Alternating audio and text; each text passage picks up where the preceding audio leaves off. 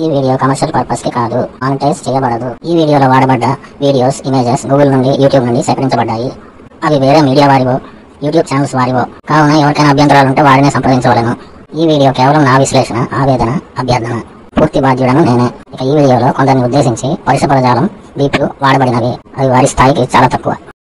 ఏ ఇద్దరి మధ్య phone conversation మూడో వ్యక్తి వింటే అది తప్పుగా అర్థం చేసుకునే అవకాశమే ఎక్కువ ఉంది. ముఖ్యంగా ఆడామగా అయ్యి ఫ్రెండ్సే కానీ, లవర్సే కానీ, వైఫ్ అండ్ హస్బెండే కానీ నెగిటివ్ మైండ్ సెట్ ఉండి బ్యాడ్ ఇంటెన్షన్స్ తో ఉన్న వారికి ఆ కాన్వర్సేషన్ చిక్కితే మిస్ఇంటర్ప్రిట్ చేసి మిస్యూజ్ చేసే అవకాశమే ఎక్కువ ఉంది.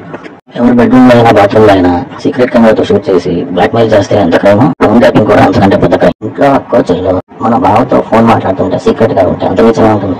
పోనీ చిన్న పిల్లలు మన ఫ్రెండ్ తన హస్బెండ్ తో మాట్లాడుతున్న ఫోన్ ట్యాప్ చేసి ఆ రికార్డింగ్స్ అతనికే పంపిస్తే ఎంత నిజంగా ఉంటుంది. ఇప్పుడు వింటున్న వార్తల్లో రాజకీయ నాయకులు తమ భార్యల ఫోన్లు, కోడల ఫోన్లు ట్యాప్ చేయించి తిన్నాడు అంటే వాళ్ళు ఇంకెంత నీచులు అర్థం చేసుకోవాలి. రామ్ చరణ్ ధృవ సినిమాలో ఈ సీన్ చూస్తే ఇప్పుడు తెలంగాణ రాష్ట్రంలో సంచలనం వాడిన ఫోన్ ట్యాపింగ్ వ్యవహారంపై ఒక ఐడియా వస్తుంది. అసలు ఫోన్ ట్యాపింగ్ అనేది టెర్రరిస్టులను, పెద్ద పెద్ద క్రిమినల్స్ పట్టుకోవడానికి మాత్రమే వినియోగించాలి. అది రైట్ఫుల్. అది కూడా central government intelligence agencies permissions తో చేస్తేనే అది లీగల్. కాదు ఇంకెవరు చేసినా, దేనికి వాడినా అది పెద్ద క్రైమ్ కింద లెక్క. ఇప్పుడు వస్తున్న వార్తల ప్రకారం పెద్ద పెద్ద రియల్ ఎస్టేట్ సంస్థలు, జ్యువెలరీ షాప్స్, ఇతర వ్యాపారుల ఫోన్లను ట్యాప్ చేసి వారి పర్సనల్ లైఫ్ బయట పెడతానని బెదిరించి కోర్టులు కొట్టేశారని అలిగేషన్స్ వస్తున్నాయి.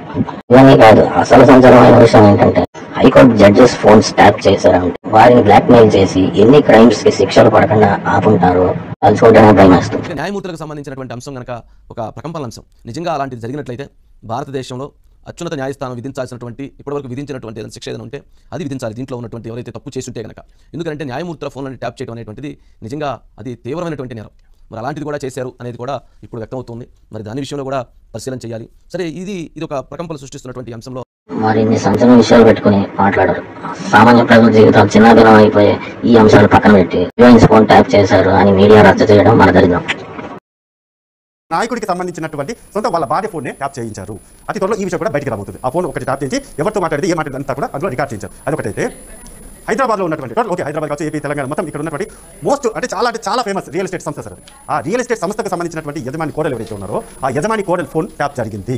విన్నారు, కంటిన్యూస్గా విన్నారు. అదొకటి. నెంబర్ 3, హీరోయిన్ ఫోన్ వినాల్సి వచ్చింది.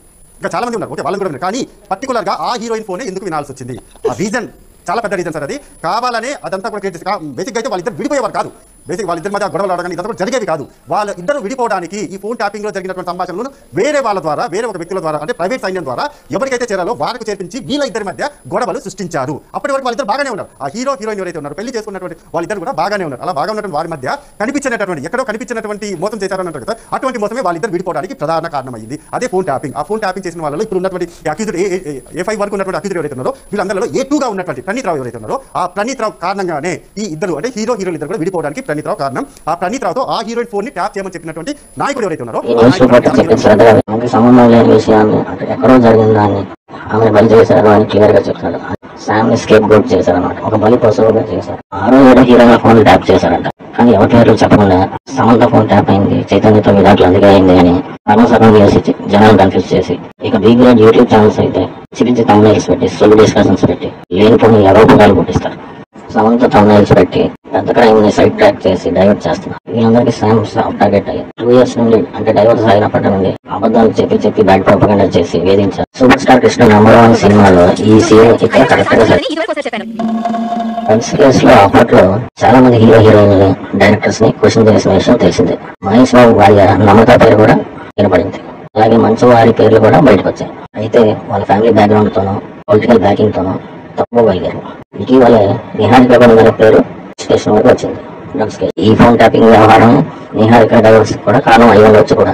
అప్పట్లోనే ఇప్పుడు సీఎం గా ఉన్న రేవంత్ గారి ఇంటి వద్ద ఫోన్ ట్యాపింగ్ డివైస్ పెట్టి ఆయన ఫోన్ కాల్స్ రికార్డ్ చేశారు. అలాగే ఒక బడా రియల్ ఎస్టేట్ సంస్థ అంటున్నారు మురళీమోహన్, ఆయన టీడీపీ చంద్రబాబు నాయుడు గారి వ్యక్తి. అందుకని ఆయన ఫోన్ కాల్స్, ఆయన కోడల ఫోన్ కాల్స్ కూడా ట్యాప్ చేశారు ఇంటి పక్కన డివైస్ పెట్టి. మురళీమోహన్ గారి ఇంటి పక్కనే సమంత చైతన్య కాపురం ఉండేవారు. వారి ఫోన్ కాల్స్ కూడా అదే డివైస్ ద్వారా ట్యాప్ చేసి ఉండవచ్చు.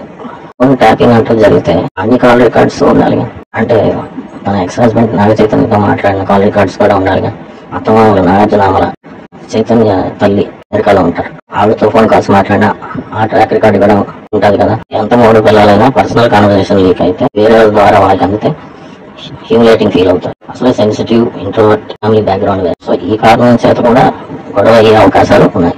టాకింగ్ వ్యవహారంలో ఎక్కువగా అనిపిస్తున్న మరో హీరోయిన్ ప్రకృతి. ఎప్పటి నుండో ఒక టాప్ లీడర్ అఫైర్ ఉందని వార్తలు వింటున్నా ఉన్నాం.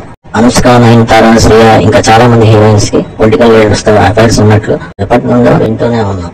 ఆరోపణలన్నీ నమ్మాలా? ఇద్దరు పిల్లలు, వాళ్ళకి ఇద్దరు పిల్లలు, వీళ్ళకి ఇద్దరు పిల్లలు. జగన్మోహన్ రెడ్డి నయనతారని అనుభవించిండు, అనుష్కని అనుభవించడం నేనే చెప్పిన, బలవంతాన్ని ఇచ్చేసిండు. ఆ తర్వాత రవిప్రకాష్ ఇచ్చేసిండు. డబ్బింగ్ చేసే రాజకీయ నేత హీరోయిన్స్ ఫోన్స్ ట్యాప్ చేసి వాళ్ళని బ్లాక్మెయిల్ చేసి డబ్బింగ్ కూడా ఇంకో విషయానికో ఒకరి కూడా ఈడీ ముందు హాజరైంది.